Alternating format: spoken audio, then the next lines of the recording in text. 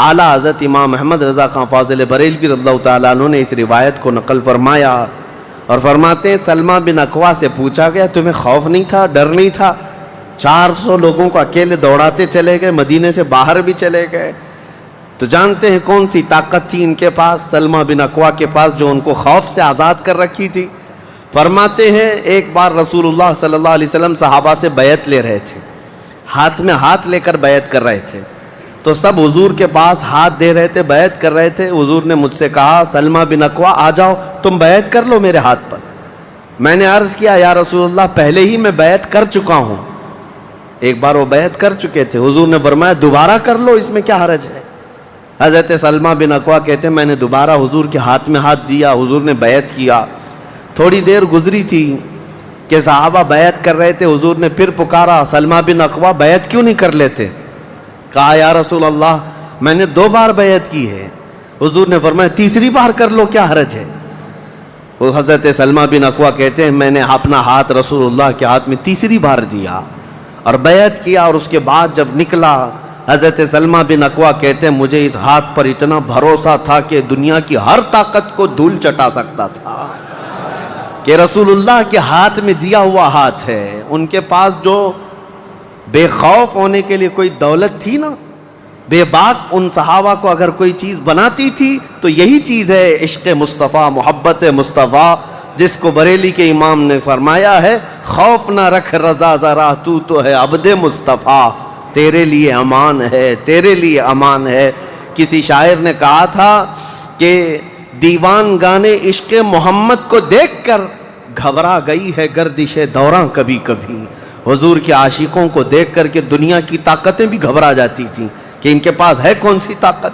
تو یہ جو چھوٹی سی جنگ واقع ہوئی اس کو ذات القرد کہتے ہیں۔ اس کے 3 دن کے بعد ہی خیبر کی جنگ شروع ہو گئی تھی۔ اب خیبر پر ہم آتے ہیں۔ خیبر کیا ہے؟ تقریباً مدینہ طیبہ سے 320 کلومیٹر دور یا 300 کلومیٹر کے قریب ایک بستی ہے جس کو خیبر کہتے ہیں۔ خیبر یہودیوں کا گڑھ ہے، یہودیوں کا مرکز، اور اس وقت سے لے کر کے حضور صلی اللہ تعالیٰ علیہ وسلم کی مدینہ طیبہ آمد سے بھی کافی پہلے سے خیبر میں یہودیوں نے ایسا اپنا وہ جمایا ہوا تھا کہ پورے عرب کے سب سے بڑے مالدار یہودی خیبر میں رہتے تھے، اور جنگی طاقت بھی سب سے زیادہ ان کے پاس تھی، اور غرور اور گھمنڈ اتنا تھا، پیسوں پر بھی اور جنگ پر بھی، طاقت پر بھی، کہ وہ کسی کو بھی ڈرا دیتے تھے۔ اور جب سے نبی پاک صلی اللہ علیہ وسلم مدینہ طیبہ آئے ان کی دشمنی اتنی بڑھ گئی تھی کہ آپ کو معلوم ہونا چاہیے کہ جو جنگ خندق ہوئی تھی اس کا واقعہ بھی میں نے تفصیل سے بتا دیا۔ مدینہ طیبہ جنگ خندق جس وجہ سے ہوئی اس کا سبب یہودی تھے۔ یہودیوں نے مکہ کے کافروں کو، مشرکوں کو، نجد کے کافروں کو، سب کو جمع کیا تھا اور پانی کی طرح پیسہ بہایا تھا جنگ میں۔ 12,000 لوگوں کو رسول اللہ کے خلاف اکٹھا کیا تھا یہودیوں نے۔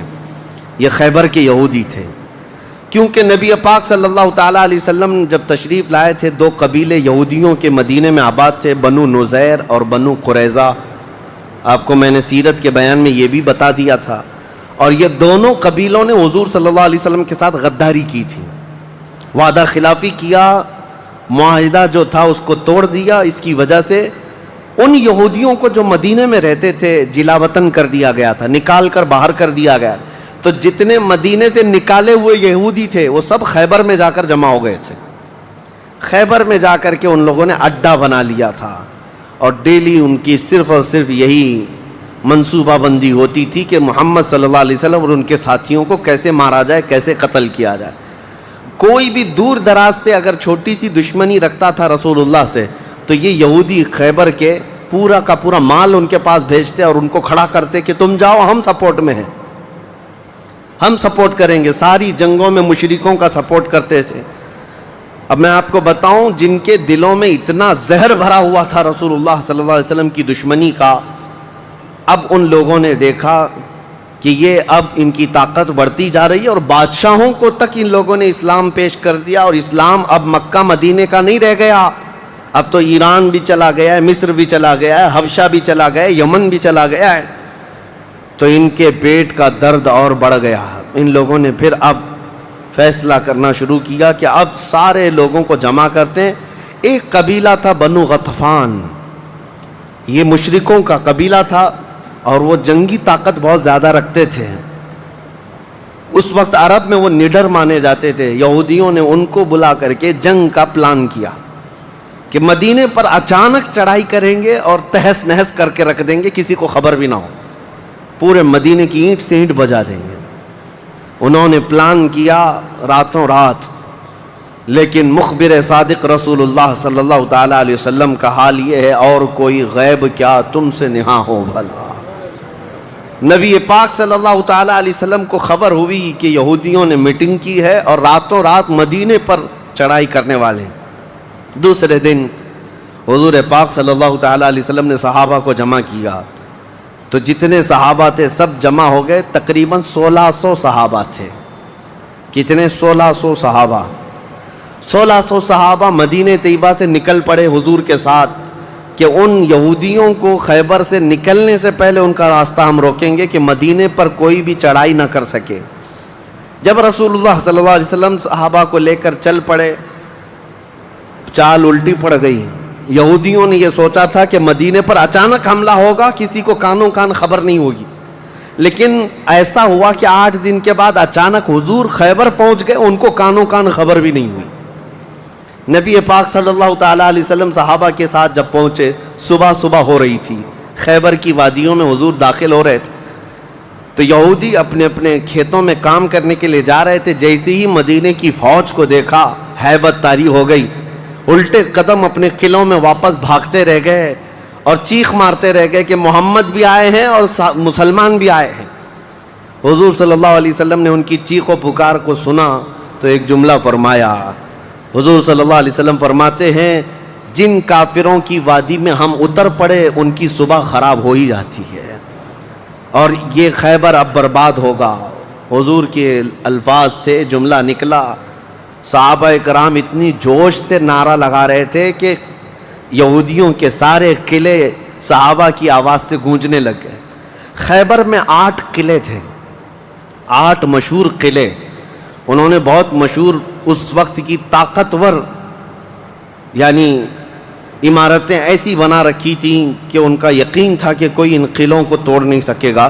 اور حد تو یہ ہے کہ آج 1400 سال گزر گئے، ابھی بھی وہ قلعے موجود ہیں، آج بھی موجود ہیں خیبر میں.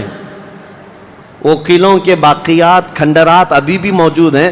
اب آپ اندازہ کریں کہ 14 صدیاں گزرنے کے بعد اب بھی وہ قلعے ہیں تو اس وقت کتنے محفوظ رہے ہوں گے، کتنے مضبوط رہے ہوں گے. ان کو بڑا غرور تھا. 8 مشہور قلعے تھے، قلعہ ناعم، قلعہ نطات، قلعہ قموس. ان کے نام تھے الگ الگ. ہر قلعہ الگ الگ کاموں کے لیے استعمال ہوتا تھا. اب نبی پاک صلی اللہ تعالیٰ علیہ وسلم خیبر جب پہنچے، 1600 صحابہ ہیں.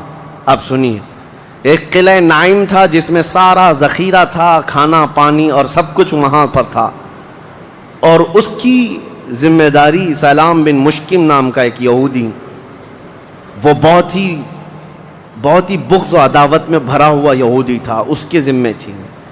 اور قلعہ قموس جو سب سے بڑا قلعہ تھا، اس کی ذمہ داری مرحب نام کے یہودی کے پاس تھی.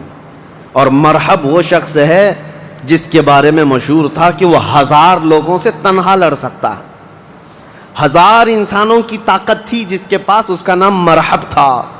پورے خیبر کے یہودی اس سے ڈرتے تھے.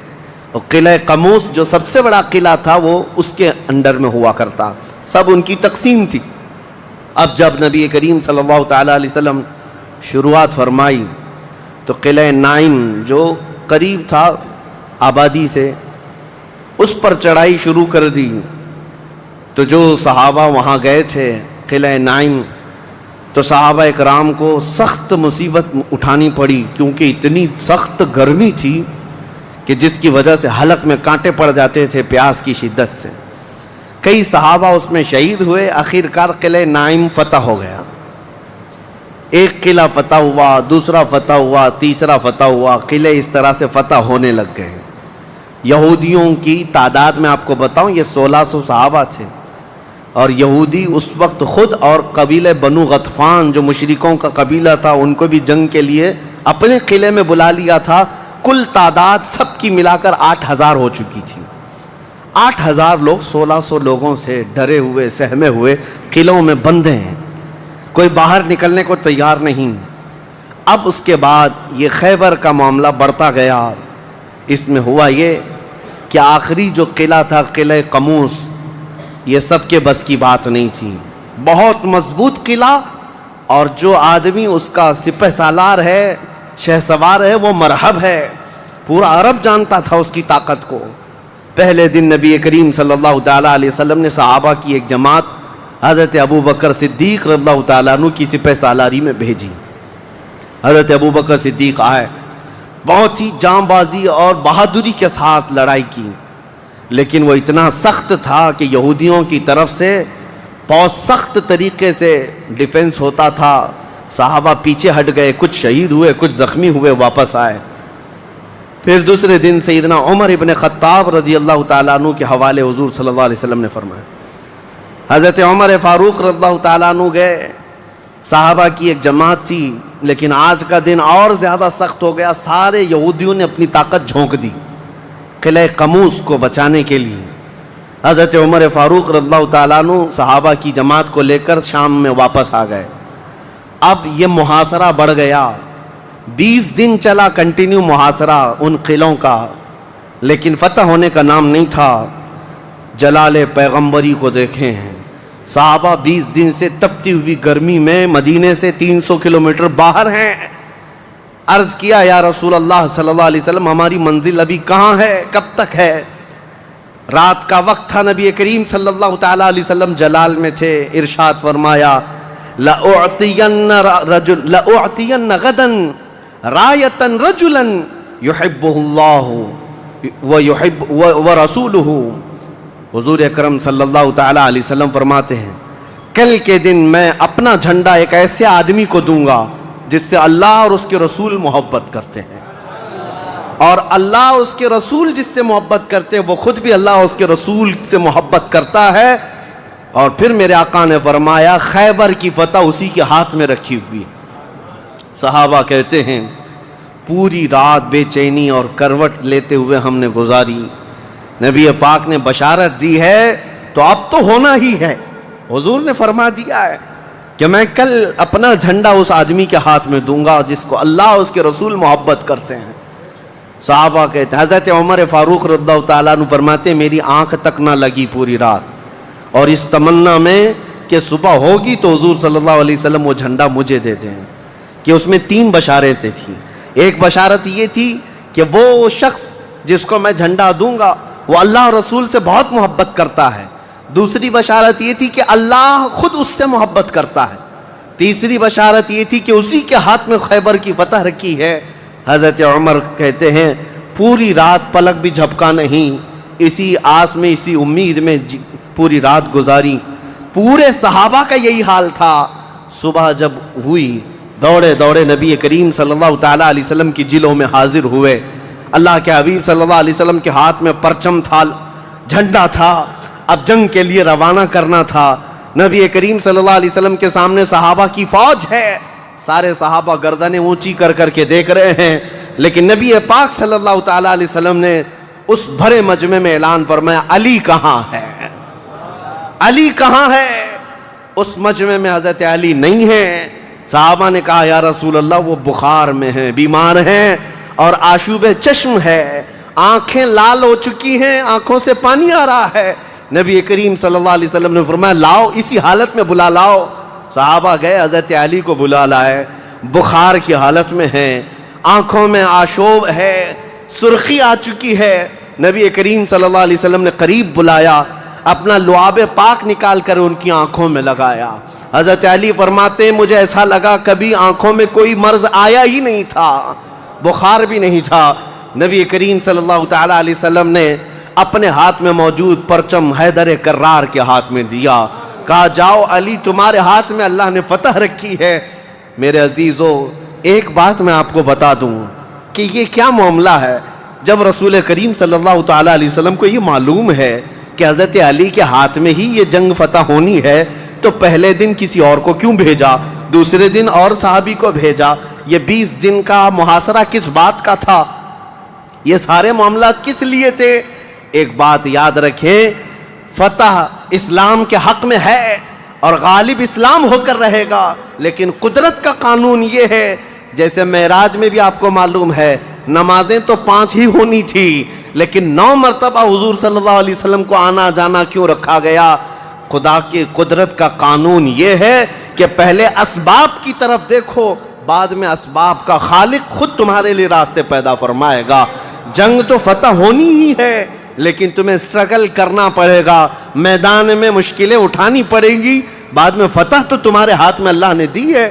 حضرت علی کرم اللہ وجہہ الکریم اپنے ہاتھ میں پرچم لے کر کے جب قلعہ قموس کی طرف بڑھتے ہیں، جانتے ہیں وہ تاریخ کا وہ عظیم دن ہے، محرم کی غالباً 9ویں تاریخ ہے۔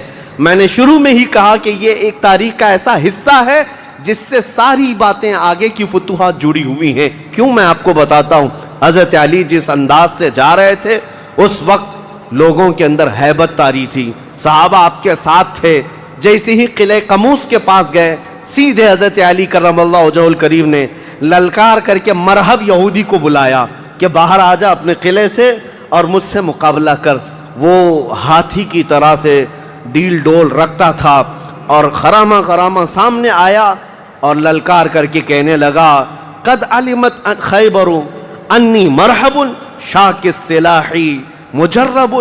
تمہیں معلوم ہے پورا خیبر مجھے جانتا ہے کہ میں مرحب ہوں۔ شعر پڑھ رہا تھا، پورا خیبر جانتا ہے کہ میں مرحب ہوں، سر سے لے کر پیر تک ہمیشہ ہتھیار میں رہتا ہوں، اور نہایت ہی تجربہ کار آدمی کہ جس کا وار کبھی خالی نہیں جاتا ہے۔ اس کے جواب میں مولا علی کرم اللہ وجہہ الکریم فرماتے ہیں، انا الذی سمتنی امی حیدرا کلیث غابات کریہ المنظرا۔ تجھے پتا ہے میری ماں نے ہی میرا نام حیدر رکھا ہے۔ حیدر کا مطلب ہوتا ہے شیر، میری ماں نے میرا نام حیدر رکھا ہے، کلیث غابات کریہ المنظرا، ہیبت ناک شیر جب بھوک کی وجہ سے کچھار میں دہاڑتا ہے اس کو حیدر کہا جاتا ہے۔ جب یہ رجزی اشعار کا تبادلہ ہو رہا تھا، وہ یہودی مرحب جو سر پر ٹوپی پہنتا تھا، ویسی ٹوپی لوہے کی کسی کے پاس تھی نہیں، جسم پر جو لوہے کا خود لباس ہوتا تھا ویسا لباس کسی کے پاس نہیں تھا۔ مقابلے میں وہ آیا اور اس نے حضرت علی کرم اللہ وجہہ الکریم پر بہت تیز وار کی، لیکن وار خالی گیا۔ حضرت علی کرم اللہ وجہہ الکریم پر کوئی وار نہیں آیا۔ پلٹ کر جب حیدر کرار نے وار ماری تو اس کی خود کو ٹوپی کو کاٹتا ہوا یہاں تک کہ اس کے جبڑوں تک حضرت علی کی تلوار آ گئی، اس کے دانتوں کو تک کاٹتی ہوئی آ گئی۔ اس کے بعد دوسرا وار بھی نہیں پڑا تھا کہ مرحب زمین پر ڈھیر ہو کر تڑپنے لگ گیا۔ اتنا ہی نہیں ہے کہ یہ منظر دیکھ کر کے جتنے یہودی تھے سب کے سب ٹوٹ پڑے۔ کس پر؟ حیدر کرار پر۔ اکیلے بطل جلیل ہیں، جس طرف سے آتے تھے صحابہ کہتے ہیں حضرت علی کی تلوار اس دن جو چمک رہی تھی ہمارے جسموں میں ہیبت طاری تھی، کبھی ادھر چمکتی ہے کبھی ادھر چمکتی ہے۔ آپ کو پتا ہے ایک لقب آپ کا کرار ہے۔ کرار کا مطلب کیا ہوتا ہے؟ پلٹ پلٹ کر کے حملہ کرنے والا، اور ایسا حملہ کرنے والا کہ سامنے والے کو سنبھلنے کا موقع بھی نہیں دیتا۔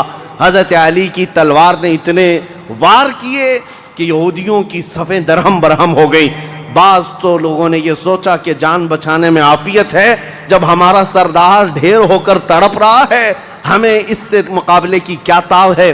بڑھتے گئے حضرت علی، سیدھے قلعہ قموس جو تھا وہاں جا کر کے کھڑے ہو گئے تو یہودیوں میں ایک اعلان ہوا کہ اگر یہ علی بن ابی طالب قلعے کے اندر گھس گیا تو خیبر قیامت تک ہمارے ہاتھ میں نہیں آ سکتا، اپنی طاقت لگا دو۔ سارے یہودی ٹوٹ پڑے، جتنی فوجیں تھی ٹوٹ پڑی۔ جانتے ہیں حضرت علی اپنا ڈیفنس کیسا کر رہے تھے، اپنے بچاؤ کے لیے کیا کر رہے تھے؟ قلعہ قموس کے دروازے کو جو پھاٹک تھا ایک ہاتھ سے اکھاڑ دیا اور بائیں ہاتھ سے صرف دروازہ پکڑتے تھے، سیدھے ہاتھ سے تلوار سے حملہ کیا کرتے تھے۔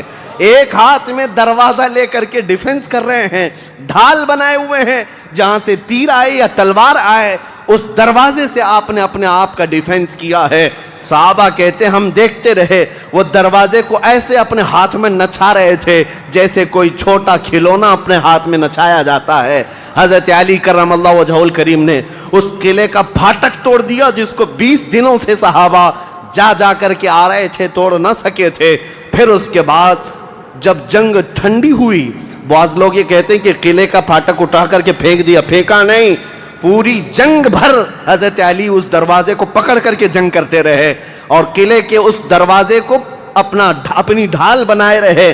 جب یہودی سرد پڑ گئے، ٹھنڈے پڑ گئے، تو اس قلعے کے دروازے کو آپ نے اٹھا کر پھینک دیا۔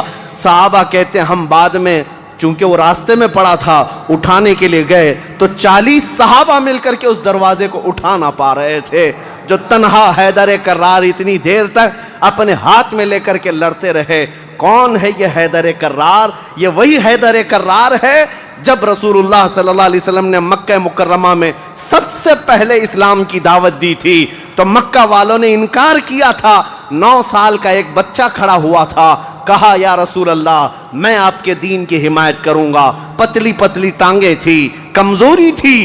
رسول اللہ نے اس 9 سال کے بچے کو دیکھا اور سینے سے لگایا اور بارگاہ رب العزت میں عرض کیا کہ مولا اس کی ٹانگوں میں اور اس کی بازوؤں میں تو طاقت عطا فرما۔ وہ 9 سال کا بچہ جب 25 سال کا ہو گیا تو فاتح خیبر بن کر کے نکلا، حیدر کرار بن کر کے نکلا۔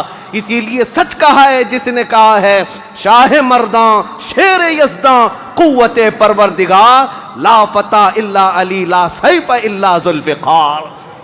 یہ ہے جس کا مطلب یہ ہوتا ہے فارسی میں شاہ مرداں شیر یزداں، نوجوانوں کا اگر کوئی بادشاہ ہے تو وہ حیدر کرار ہے۔ شیر یزداں اگر اللہ کا کوئی شیر ہے تو حیدر کرار ہے۔ قوت پروردگار، اللہ کی طاقت کا مظہر دیکھنا ہے تو وہ علی بن ابی طالب ہے۔ لا فتح الا علی، سچ کہا جس شاعر نے کہا لا فتح الا علی۔ پورے لوگوں میں اگر جوان کوئی کہانے کے لائق ہے تو وہ علی بن ابی طالب کا نام ہے۔ لا سیف الا ذوالفقار، اور دنیا میں اگر کسی تلوار کو تلوار کہلانے کا حق ہے تو وہ ذوالفقار حیدری کا نام ہے۔ عزیزان گرامی وقار، یہ خیبر فتح ہوا، جیسے یہ خیبر فتح ہوا صحابہ میں اتنا جوش بھر گیا تھا، نہ قلعہ قموس باقی رہا نہ مرحب باقی رہا۔ اور خیبر کو جو مولا علی نے اس وقت توڑا تھا، 14 صدیاں گزر گئی، آج تک یہودیوں کا اس میں داخلہ نہ ہو سکا تھا۔ یہودیوں کو پتا تھا ایک بار علی اس میں داخل ہو گیا تو قیامت تک خیبر ہمارے ہاتھ میں نہ آ سکے گا۔ آپ کو پتا ہے 2018 کی بات میں بتاؤں، 2018 میں انگلینڈ میں لندن کی سڑکوں پر پوسٹر اور بینر ہورڈنگ کارڈ لیے ہوئے یہودی احتجاج کر رہے تھے، پروٹیسٹ کر رہے تھے کہ خیبر ہمارا تھا، ہم کو نکالا گیا تھا، اور تمہاری ہماری لاسٹ جنگ خیبر تھی، اس کے بعد نہیں ہوئی۔ اس طرح کی باتیں، یعنی میں نے محسوس کیا کہ مسلمان تو بھول گئے خیبر کیا ہے۔ یہودیوں کو جن کو مار پڑی تھی آج بھی یاد ہے کہ مولا علی نے کیسے مارا تھا، آج بھی یاد ہے کہ حیدر کرار کی وار کیسی تھی۔ صدیاں گزر گئیں، وہ زخم ابھی تک بھرا نہیں ہے۔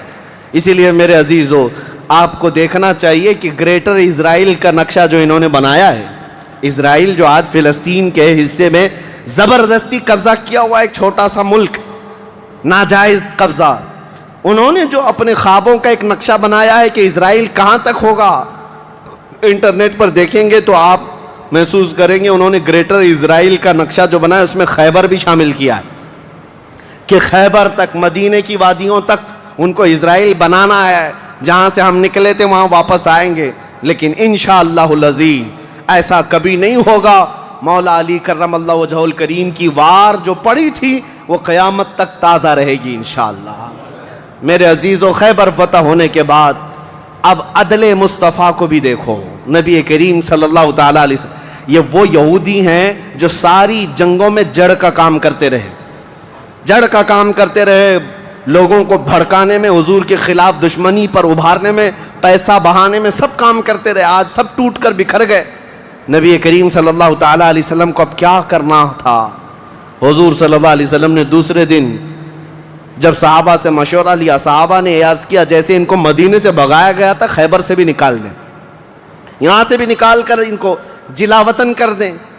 لیکن وہ مصطفیٰ کریم صلی اللہ تعالیٰ علیہ وسلم جو عظیم اخلاق لے کر کے زمین پر تشریف لائے، خیبر کے یہودیوں سے پوچھا کہ تم کو جلا وطن کیا گیا تھا اور تم نے بار بار ایگریمنٹ توڑا، معاہدے توڑے، اب یہاں سے بھی تمہیں جلا وطن کرنے کا مشورہ آیا ہے صحابہ سے. یہودیوں نے رونا دھونا شروع کیا اور کہا آپ اللہ کے نبی محمد مصطفیٰ صلی اللہ علیہ وسلم عدل کے شہسوار ہیں، ہمیں موقع عطا کریں. ہم خیبر چھوڑ کر جانا نہیں چاہتے، ہماری زمینیں ہمیں دے دیں، لیکن سال بھر میں جتنی بھی اس کی آمد ہوگی اس کا آدھا ہم مدینے پہنچا دیں گے، کھجوریں ہوں، فصلیں ہوں. نبی کریم صلی اللہ تعالیٰ علیہ وسلم نے سب کو معاف کر دیا، خیبر ان کے حوالے کر دیا، اور پھر وہ آدھا حصہ مدینہ طیبہ ہر سال دینے کے لیے راضی ہو گئے، اور اس پر حضور صلی اللہ علیہ وسلم نے فیصلہ فرما لیا. اب اتنی بات نہیں، حضرت عبداللہ بن رواحہ رضی اللہ تعالیٰ عنہ ہر سال جب یہ خیبر آتے یا ایک دوسرے صحابی یہ آدھا حصہ لینے کے لیے آتے تھے تو پورے خیبر کے یہودی مال جمع کرتے، اس میں آدھا آدھا حضرت عبداللہ فرما دیتے، اور اس کے بعد یہ نہیں ہے کہ لے کر کے نکل جاتے، سارے یہودیوں کو جمع کرتے، کہا میں نے پورے مال کا آدھا آدھا کیا ہے، ان میں سے جو حصہ تمہیں پسند ہے وہ رکھ لو، باقی مدینے بھیج دو. یہودی کہتے ہیں ایسا عدل ہم نے کہیں دیکھا ہی نہیں کہ ہمیں پہلے کہہ دیا جائے، ورنہ کوئی بھی ہوتا حاکم تو اچھا مال اٹھا لیتا اور برا مال چھوڑ کے چلا جاتا. یہ رسول اللہ کے صحابہ تھے، کہتے جو تمہیں پسند ہے وہ رکھ لو، جو چھوٹ گیا وہ مدینے بھیج دو. اتنے ہونے کے باوجود بھی حضور صلی اللہ تعالیٰ علیہ وسلم کے ساتھ انہوں نے کیا کیا. حضور 3 دن کے بعد خیبر سے نکل رہے تھے، زینب نام کی ایک خاتون تھی جس کا شوہر قتل ہو گیا تھا، وہ حضور صلی اللہ تعالیٰ علیہ وسلم کے پاس بڑی محبت لے کر کے آئی، بہت محبت کے ساتھ، اور یوں کہا کہ میں آپ کی پیروکار ہوں، بڑی مشتاق تھی آپ کے دیکھنے کی، آپ میرے گھر تشریف لائیں. حضور صلی اللہ تعالیٰ علیہ وسلم کو اور کچھ صحابہ کو اس نے اپنے گھر پر دعوت کی، اور دعوت کیا کیا، کھانے میں اور گوشت میں نہایت ہی خطرناک زہر ملایا اور حضور صلی اللہ تعالیٰ علیہ وسلم کو زہر دیا. جو صحابہ موجود تھے حضور صلی اللہ علیہ وسلم کے ساتھ دعوت میں، جیسی حضور نے پہلا لقمہ اٹھایا، جو گوشت کی بوٹی تھی یا جو لقمہ تھا وہی بول پڑا رسول اللہ صلی اللہ علیہ وسلم کہ مجھ میں زہر ملا ہوا ہے. نبی کریم صلی اللہ تعالیٰ علیہ وسلم نے ابھی اپنی زبان پر لگایا ہی تھا، نکال کر پھینک دیا. لیکن دوسرے ایک صحابی حضور سے پہلے پیٹ بھر کر کھا چکے تھے اور وہ زہر کے اثر سے فوراً ہی شہید ہو گئے. یہ یہودیوں نے حضور کے معافی کے بعد، اعلان کے بعد پھر بھی یہ ہرزہ سرائیاں، یہ سارے کام کرتے رہے اور آج تک کرتے آئے ہیں. آج تک نبی کریم صلی اللہ تعالیٰ علیہ وسلم نے اس کے باوجود معلوم ہونے کے بعد یہودیوں کو بلایا کہ اس خاتون کا کیا کیا جائے. اس نے اقرار کر لیا، کہا کہ ہاں ہم نے زہر ملایا تھا. کہا کیوں؟ کہا ہم یہ دیکھ رہے تھے اگر آپ اللہ کے سچے رسول ہیں تو آپ کو خبر ہو جائے گی، ورنہ ہم کو آپ سے نجات مل جائے گی، ہم بچ جائیں گے، آپ زہر سے ختم ہو جائیں گے. نبی کریم صلی اللہ تعالیٰ علیہ وسلم تو زہر کے اثر سے کچھ نہیں ہوا اور حضور بچے اس زہر سے، لیکن ان یہودیوں میں سے کوئی بھی اسلام کی طرف آیا بھی نہیں. نبی کریم صلی اللہ تعالیٰ علیہ وسلم نے اس خاتون سے بدلہ نہیں لیا، اسے معاف کر دیا. اپنی ذات کے لیے حضور نے کبھی بدلہ لیا ہی نہیں.